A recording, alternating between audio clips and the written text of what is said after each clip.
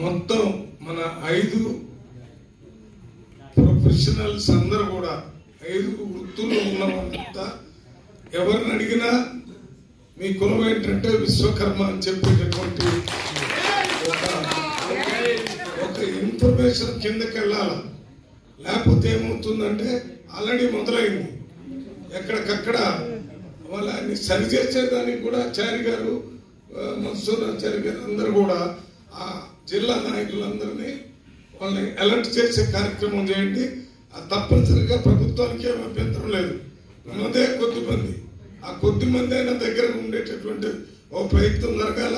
ఎవడెన్ని చెప్పినా మన హక్కుల కోసం మాత్రం ఇబ్బంది పడకుండా 100% ఆడ మగాని తేడా లేకుండా, పెద్దవాళ్ళు యువకులని తేడా లేకుండా అందరూ కొంతకాలం పోరాటం చేస్తేనే ఏదో జరుగుతుంది అనేది గుర్తిస్తారు.